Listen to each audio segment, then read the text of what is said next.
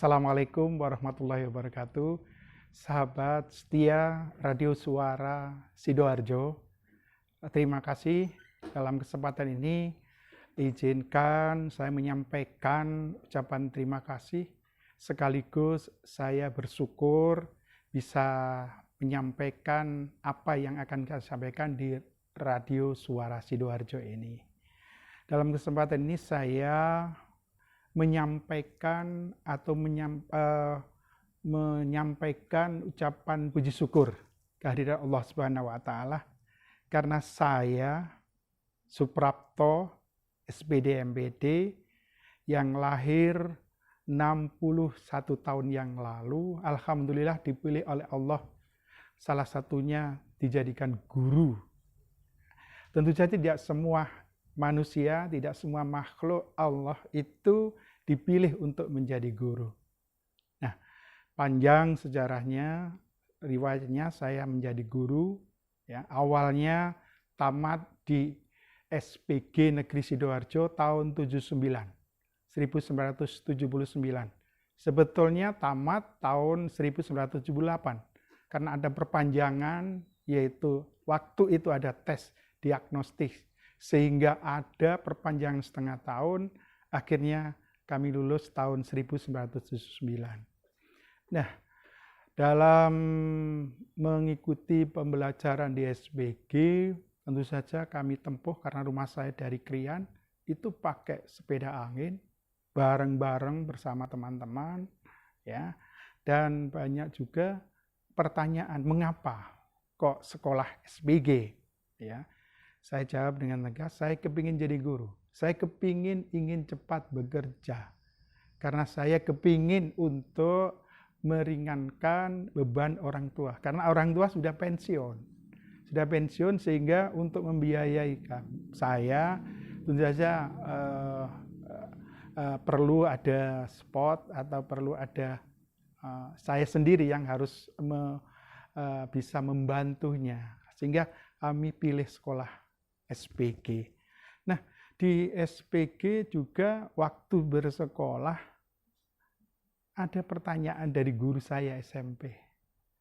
Prapto, lapo kowe sekolah nang SPG gitu. Nah, mengapa? Nah, sekali lagi saya jawab, saya kepingin jadi guru. Saya ingin cepat bekerja. Karena saya ingin membantu orang tua. Nah, alhamdulillah di waktu SPG saya mendapatkan beasiswa selama 2,5 tahun. Saya kebetulan juga tidak hanya sekolah mencari ilmu, tapi juga berkecimpung dalam organisasi namanya OSIS. Alhamdulillah saya juga pernah menjadi ketua OSIS SPG Negeri Sidoarjo tahun 1978. Nah, setelah lulus, ya tentu saja karena ingin segera bekerja, saya mengikuti tes CPNS. Ya, mengikuti tes CPNS, alhamdulillah tidak lolos. Ya, walaupun mendapat beasiswa dan saya tergelitik dengan omongan teman saya waktu di SPG, nanti belum tentu loh yang dapat beasiswa, sing pinter-pinter itu bisa langsung diterima di PNS. Ternyata omongan teman saya itu memang ada yang benar. Tapi saya tidak putus asa. Alhamdulillah tahun berikutnya saya mengikuti itu tes CPNS dan alhamdulillah lolos. Jadi saya jadi PNS tahun 1980. Nah, sahabat-sahabat, untuk guru saya merasa bersyukur karena betul-betul saya bisa menikmati dari profesi guru ini. Ya, kalau ditanya tugas guru itu apa, tentu saja saya menjawab mendidik. Kalau ada pertanyaan kedua, tentu saja saya tetap menjawab mendidik. Kalau ada pertanyaan ketiga, ya tetap saya jawab mendidik. Mengapa? Karena tugas utama guru itu mendidik. Kemudian baru mengajar, mengarahkan, melatih, menilai, mengevaluasi, dan seterusnya. Nah, untuk guru, ya, tugasnya utama itu mendidik, itu tidak gampang.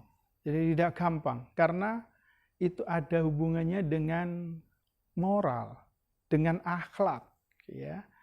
Jadi pendidik, guru pun juga harus dituntut untuk bermoral, berakhlak yang baik. Jangan berharap kalau ingin jadi anak didiknya jadi baik, berakhlak mulia, tapi gurunya tidak berakhlak mulia atau berakhlak baik.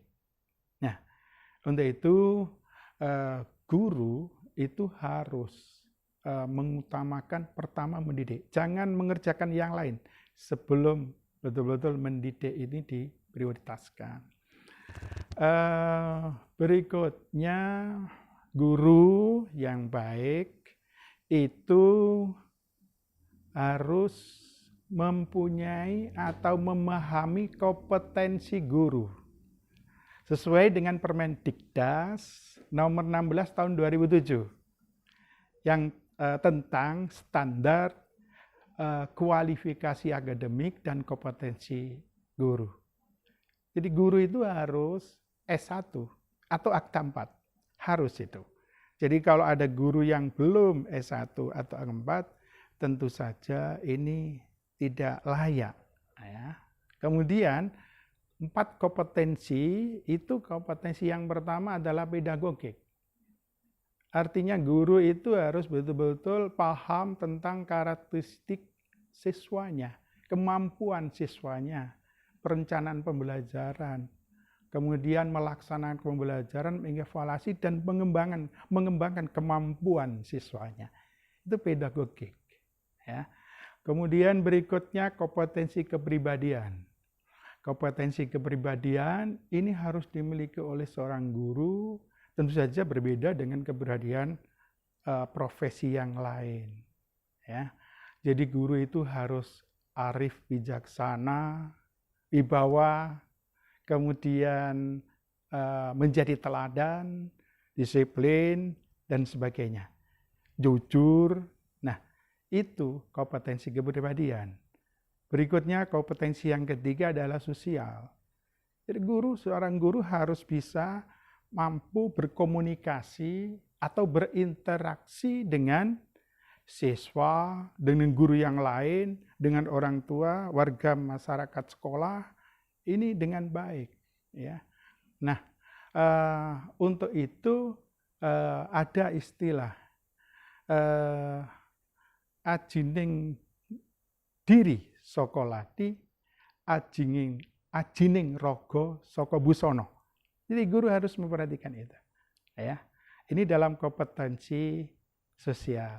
Terakhir, kompetensi yang keempat adalah kompetensi profesional. Guru harus mampu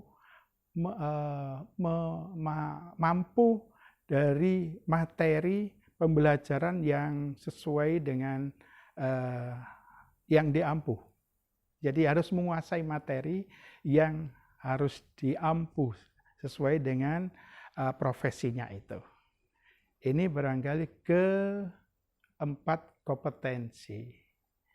Berikutnya perlu kami sampaikan juga, guru yang baik itu adalah guru yang apabila di dalam kelas itu sangat-sangat disenangi oleh siswanya, sangat dibanggakan oleh siswanya, sangat dikagumi. Jadi kehadirannya di dalam kelas itu sangat-sangat disenangi, sangat-sangat didambakan. Nah, kemudian kalau ketidakhadirannya itu sangat dirindukan oleh siswanya. Jadi bukan sebaliknya. Jadi kan ada itu ya, kalau ada pengumuman, wah saya besok nggak masuk, itu siswanya itu bersorak, wah sorak, seneng gitu. Itu berarti guru yang kurang baik gitu ya. Nanti itu sekali lagi kalau ingin jadi guru yang baik, kehadirannya itu selalu dirindukan. Kemudian kalau guru itu sudah tidak ada, itu selalu dikenang. selalu di hati siswanya.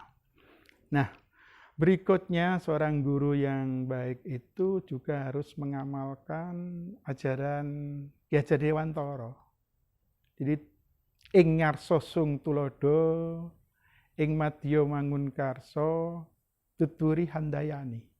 Jadi depan memberikan teladan yang baik, kemudian di tengah membangun kemauan, membangun karsa, dan yang terakhir tuturi handayani, di belakang memberikan spot untuk dorongan, utamanya kepada siswanya supaya kemampuannya itu bagus, lebih maksimal.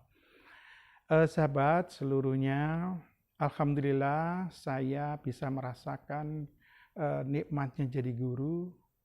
Alhamdulillah kalau kita niati dengan ibadah, dengan sungguh-sungguh, ini barokah.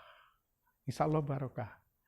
Alhamdulillah saya melaksanakan insya Allah dengan baik, ya. Kemudian di samping tugas utamanya sebagai guru, alhamdulillah dipercaya oleh guru-guru menjadi ketua PGRI 2 periode, yaitu mulai tahun 2010 sampai dengan 2020 ini. Tentu saja saya berharap dengan apa yang saya sampaikan itu, saya mengajak kepada guru-guru untuk menjadi guru yang baik. Menjadi guru yang baik. Yang menjadi guru yang baik itu insya Allah nanti selalu dikenang di siswanya, selalu dikenang oleh masyarakat, tidak akan terlupakan. Tidak akan terlupakan. Ya. Jadi guru yang baik akan selalu dikenang. Tentu saja dikenang dalam hal yang baik.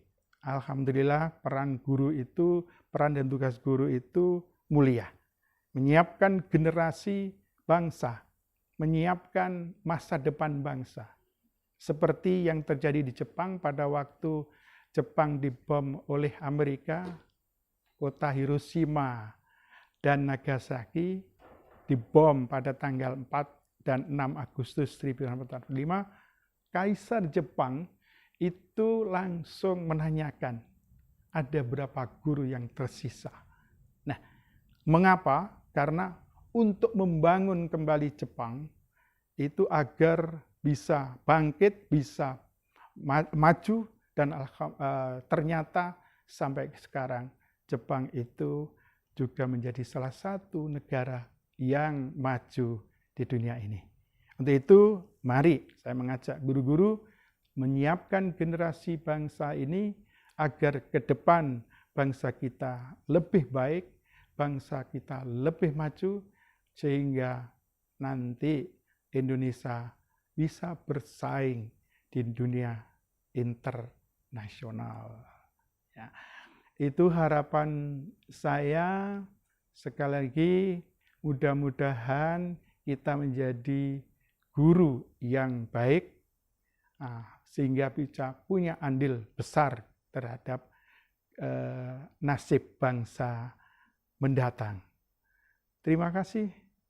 Inilah yang bisa kami sampaikan. Saya Suprapto, SPD MPD, Ketua BGRI Sidoarjo, Kabupaten Sidoarjo, periode 2010-2020, menyampaikan selamat, salam sehat selalu, dan tetap semangat. Terima kasih. Wassalamualaikum warahmatullahi wabarakatuh.